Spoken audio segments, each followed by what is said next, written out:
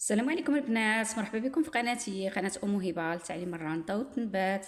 اليوم ان شاء الله غندير معكم واحد الطريس خفيف بالحبكه والبريوه. هنايا انا من بعد ما درت الحبكه فوق الثوب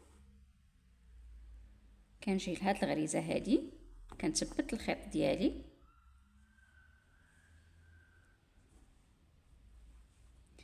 كنعاود ندير دقه في الحبكه،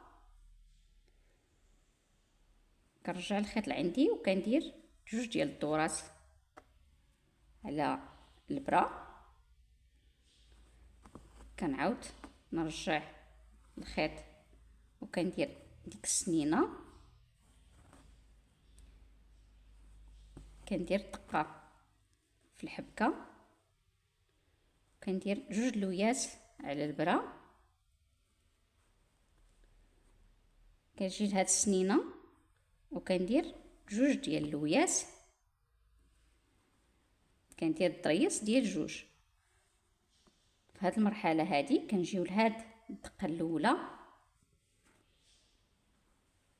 وكنخرجوا منها الخيط باش كنبداو نغلفوا البريوه ديالنا، وكندير الحبكه، كنعاود مره ثانيه نغلف وكندير الحبكه، كندير مره ثالثه وكندير حبكه، وكنعاود تغليفه الرابعه وكندير الحبكه ديالي. في هذه المرحله كنرجع الخيط للجهه الاخرى، كندير دقه في الثوب عادي. هنايا كنخلي واحد الحبكه وكنشد في الحبكه الثانيه كندير فيها دقه وكنخلي واحد الخيط بحال هكا واحد القوس، كنمشي لهاد الحبكه هادي كنخرج الخيط باش كندوبلو داك القوس، وكنبدا نحبك الحبكه الاولى، كنزيروها مزيان باش كتشد لنا الخيط، وكنبداو نحبكو فوق دوك جوج الخويطات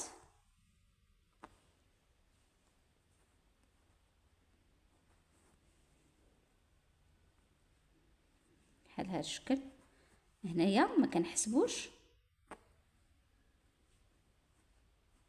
كنبقاو حتى كنعمرو الخيط ديالنا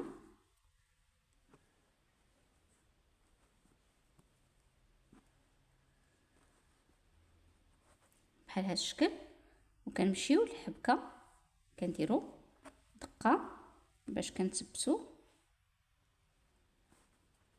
الغريزه ديالنا، كنعاود دقه في الثوب او في الحبكه، وكنبدا نطريس ديالي جوج لويات،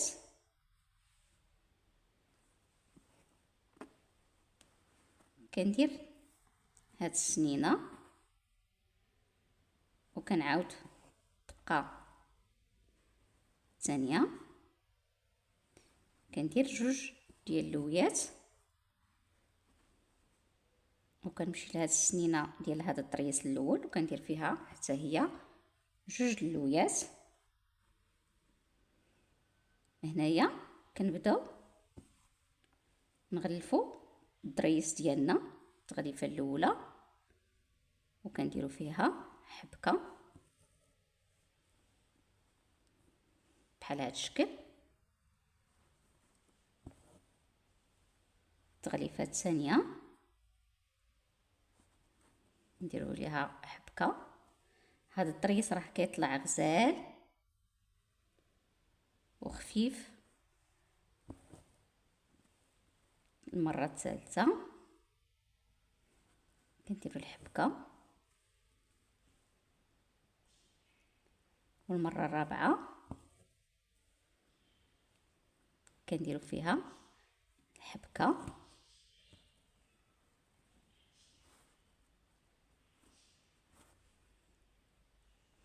في هذه المرحله كنثبتوا البريوه ديالنا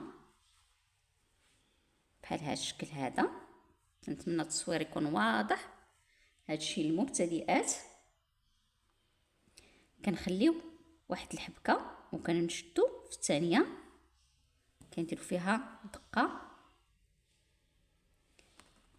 وكنشدو الخويط، كنهزو واحد شويه الفوق باش كيولي عندي فحال شكل قوس.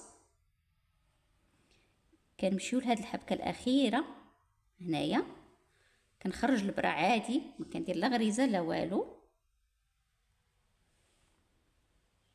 وكنبدا الحبكه ديالي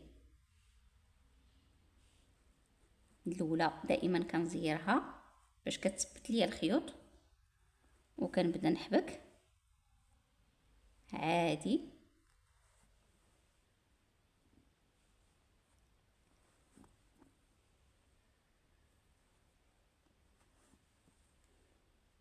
بهذه الطريقه هذه.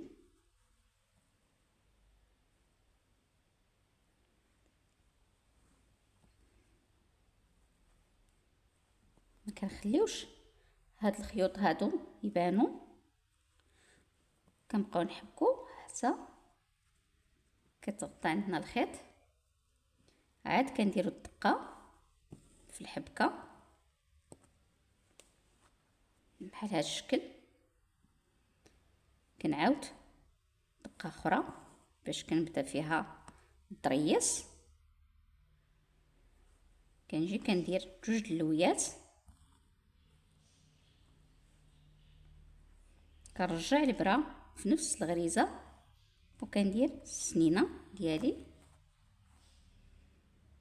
كنعاود دقه في الحبكه وكنجي لهنا كندير جوج لويات،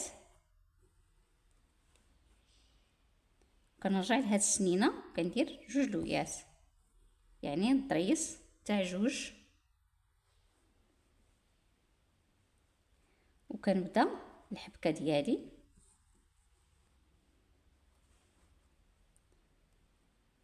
بحال هذا الشكل.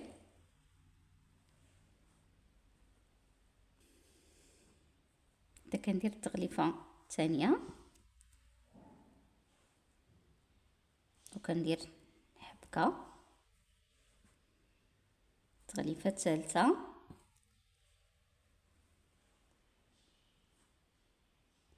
وكندير حبكه،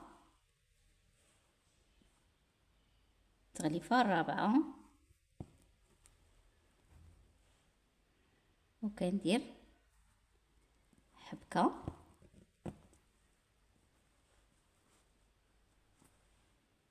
بحال هذا الشكل، وكندير دقه في الثوب.